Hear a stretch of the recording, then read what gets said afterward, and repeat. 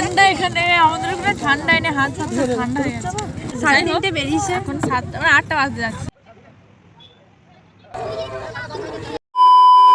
আসসালামু আলাইকুম, hello everyone. তো আজকে আমরা সবাই মিলে যাচ্ছি পাথর চাপড়ি, তাই রেডি হয়ে 3টের দিকে বেরিয়ে পড়লাম। আর আমরা যাচ্ছি ট্রাক্টরে করে, আর এদিকে সবাইকে টাটা করে দিলাম। তো প্রায় 5-6 বছর পর আমি যাচ্ছি, আর এটা নিয়ে আমার 3বার যাওয়া হবে। তারপর আমরা চলে আসি মেন রোডে। আর পাথর চাপড়ি কে কে গেছো নিশ্চয়ই কমেন্টে জানিও। আর আমরা যখন বের হয়েছিলাম তখন অনেকটাই রোদ ছিল, আর আস্তে আস্তে রোদটাও কমে আসছে। এখন বাজছে 4:30। আমাদের এখান থেকে পাথর চাপড়ি যেতে সময় লাগে প্রায় 4 থেকে 5 ঘন্টা। আর এই যে জঙ্গলটাকে দেখছো, এই জঙ্গলটা পেরোতে মানুষ অনেক ভয় পায়। আর কেন ভয় পায় এটা যদি আমি এখন বলি ভিডিওটা অনেক বড় হয়ে যাবে। তো যাই হোক, তারপর আমরা চলে আসি অজয় নদী। তো কোথাও না দাঁড়িয়ে ডাইরেক্ট চলে আসি ইলেম বাজারে। সবাই দাঁড়িয়েছিল কিছু খাওয়া দাওয়া করার জন্য, আর এখন যেহেতু সন্ধ্যা হয়ে গেছে তাই সবাই মিলে একটু চা খেয়ে নিলাম।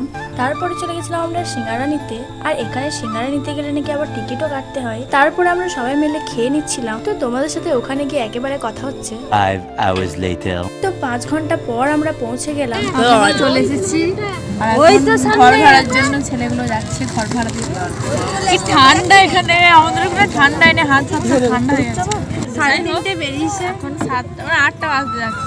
আর ওখানে গিয়ে আমরা কি কি করলাম না করলাম সেটা তোমাদেরকে নেক্সট ব্লগে শেয়ার করবো। আল্লাহ হাফিজ।